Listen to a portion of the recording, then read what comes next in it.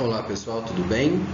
Nós vamos começar agora o nosso conteúdo de linguística, certo? E nessa primeira aula nós vamos falar sobre o que é linguística, vamos conceituar a linguística como uma ciência, por que ela é uma ciência, vamos diferenciar linguagem de língua, identificar o objeto de estudo da linguística e relacionar a linguística com outras áreas de estudo da linguagem.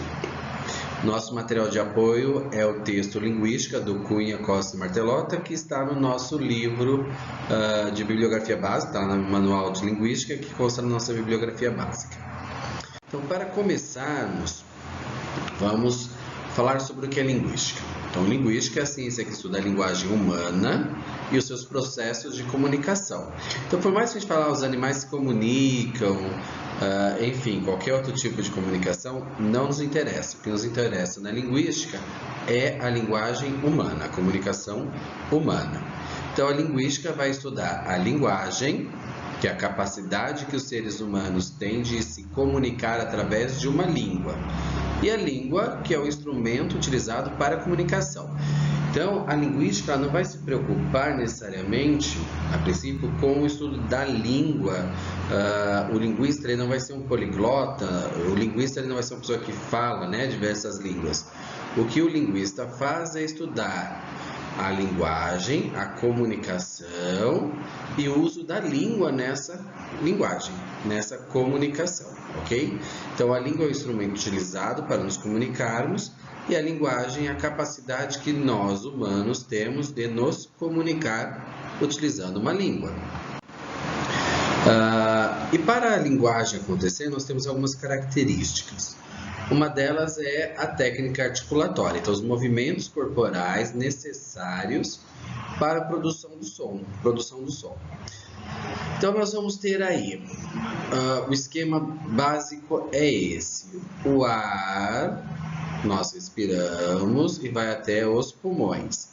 Para a produção do som, nós expelimos esse ar que passa dos pulmões pela laringe para chegar até a boca e produzir o som. Nesse caminho nós temos as pregas vocais ou cordas vocais, a língua, a úvula e o palato ou céu da boca, que são órgãos utilizados aí na comunicação, utilizados na produção do som, ok?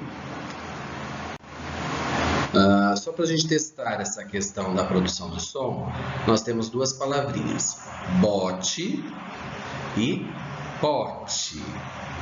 Se nós pensarmos aqui, analisarmos a produção do som, tanto bote quanto pote são oclusivas. Por quê? Há uma pequena explosão, bote, pote. Então, os lábios começam juntos e se abrem, São bilabiais porque nós usamos os dois lábios para a produção desse som. Oral, porque o som sai pela boca e não pelo nariz. A diferença é que o bote, ele é sonoro e o pote é mudo. O que é isso? Nós vamos falar que o som é sonoro quando há vibração das cordas vocais e que o som é mudo quando há uma passagem direta desse som pelas cordas vocais. Então, se nós percebemos o bote, você sente uma pequena vibração aqui, bote, você vê que vibra. Se você falar pote, não há essa vibração. Então, faz o teste, fala bote e pote, sente. Bote, pote. Se você colocar a mão, você vai sentir melhor, inclusive a vibração. Bote, faz e pote, sai direto. Apesar da mudança aí dessa única letra, então de um único grafema na escrita, ou de um único fonema na fala, o significado da palavra sofre alteração. Bote significa uma coisa, uma pequena embarcação. E pote é um vasilhame para guardar algo, ok? Significados diferentes. Mas vamos ver essa outra palavra. Menino e menino. Vamos prestar atenção aí na forma como elas são escritas. Há diferença? Então, nós temos menino, menino, e temos o menino, menino e menino. Então, nós temos estão escritas de formas diferentes, ok? Já há uma diferença. Em relação ao som, menino, menino. Temos uma diferenciação sonora. O E e o O, que são pronunciadas nessa outra palavra como I e U. Mas a diferença semântica, a diferença de significados. Menino é diferente de menino? São objetos diferentes? São seres diferentes? Ou é um único ser? Então, o que a linguística vai trabalhar é exatamente isso. Como é que eu consigo me comunicar, como é que eu consigo estabelecer uma comunicação, independente de eu falar menino e menino, e entender por que menino. Como é que essa palavra foi constituída? Qual é a origem dela? Por que que ela, em determinado momento, deixou de ser menino e passou a ser menino? E quando a gente fala, isso é nítido. Nós dificilmente falamos o menino, a gente fala o menino, não é? Então, nós vamos estudar em linguística essas diferenciações e por que que isso acontece. Uma outra característica da linguagem é a base neurológica, que é composta de centros nervosos, que são utilizados para a comunicação verbal. Então, o processo de comunicação ele é controlado pelo cérebro, ok? Então, todo esse processo acontece no cérebro. E a neurolinguística ela vai estudar essa relação, o cérebro físico, a mente, os processos e a linguagem. E a gente presta muita atenção na questão das lesões cerebrais. Qualquer tipo de lesão cerebral pode comprometer a comunicação. Nós vamos falar que esse comprometimento da comunicação são afasias. Então, nós temos a afasia de Broca, quando eu tenho dificuldade de me expressar na fala, mas eu entendo tudo que é dito. E a de Wernicke, quando eu consigo falar bem, mas eu não, essa minha fala não tem significado. Eu consigo ter uma boa articulação, mas não tem significado. O que nos interessa nesse momento é saber que todo o processo ocorre no cérebro. Ok? Que todo esse processo de comunicação, todo o processo da linguagem, ele ocorre através de transmissões elétricas no cérebro. A base conectiva que rege as relações entre o homem e o mundo biosocial. A comunicação ela se dá através de um processo cognitivo de compreensão da realidade que nos cerca, armazenamento e organização de informações. Então, quando nós vamos nos comunicar, nós selecionamos o que vamos falar. Então, tudo que nós vivemos, todo o nosso dia a dia, todas as nossas experiências, as nossas relações, elas ficam armazenadas, essas informações ficam armazenadas. E quando eu preciso me comunicar, eu vou buscar a informação que eu necessito. É como se fossem caixinhas ou gavetas, em que cada experiência está guardada numa gaveta, em que cada informação específica está numa gaveta, dependendo da situação que eu vou vivenciar nesse mundo biosocial, então esse mundo biológico e social, né, nas minhas relações sociais com as outras pessoas, eu vou buscar as informações adequadas. Então a linguagem não é algo nulo de significado, não é algo não intencional, né? Sempre que nós falamos, nós buscamos informações no nosso cérebro, então os processos cerebrais acontecendo, buscamos informações no nosso cérebro para conseguir expressar aquilo que queremos.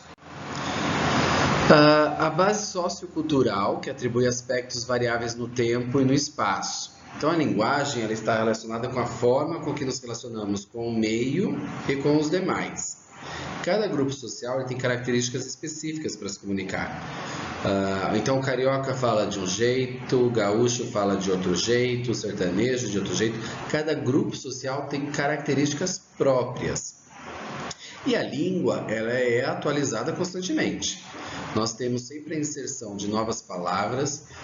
Se nós pensarmos que há 30 anos nós falarmos deletar, por exemplo, não fazia sentido. Né? O deletar algo é uma palavra, um verbo que surge aí com o advento da informática, da popularização da informática. Se nós pegarmos um exemplo clássico, que é o você, nós temos ele vem de uma origem do vossa mercê, que passa para vós me ser, que passa para você. E a linguística vai estudar o porquê dessa evolução. Então, o que nós temos que entender é assim, que a língua ela está sempre atualizada, está sempre em mudança. A língua é um órgão vivo, é um ser vivo que está sempre em constante transformação. E aí nós temos um pequeno diálogo entre o caipira e o carioca que mostra justamente essa questão da diferença da linguagem em cada grupo social, ok?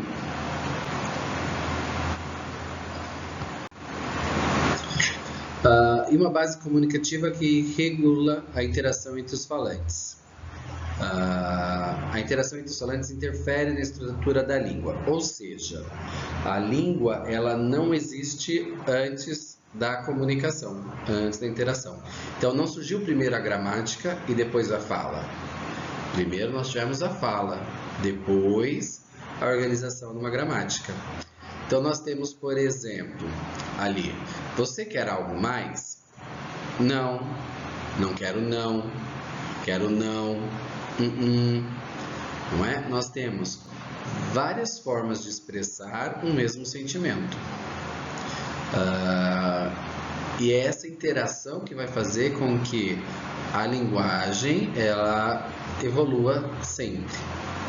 Tudo bem? Então, o que a gente tem que entender daí, por enquanto, que a língua é um órgão vivo e que a gramática, as normas da língua, elas surgem a partir da interação entre os falantes.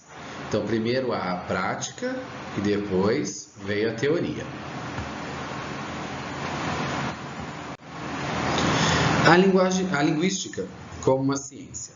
Então, para ser ciência, precisa de duas características. Primeiro, um objeto de estudo claro, bem definido, que no caso da linguística é a linguagem e seu processo comunicativo. E para ser ciência tem que ter um caráter empírico, então algo que possa ser comprovado. Então a linguística ela vai trabalhar através de registros escritos, registros verbais, para comprovar a sua teoria, ok? Então não é algo especulativo. Todas as informações que são levantadas pela linguística, né, pelos linguistas aí, ela tem um fundo científico, ela tem uma base empírica, então ela pode ser comprovada. Aí algumas diferenças entre as ciências que estudam a linguagem. Então a linguística em si, ela vai estudar a linguagem humana e seu processo comunicativo. A semiologia, que também estuda a linguagem, ela vai fazer uma abordagem geral sobre a linguagem e não apenas a questão verbal. Então, a semiologia vai trabalhar também com a questão das imagens, das cores, dos sons diversos. Para a linguística, o que importa é essa linguagem verbal na comunicação. A filologia ela vai estudar a evolução do tempo, a evolução temporal da linguagem. Então, como era essa linguagem há 500 anos e qual é o processo de evolução que ela tem passado para chegar até aqui. E a gramática que vai normatizar, vai dizer quais são as regras da língua.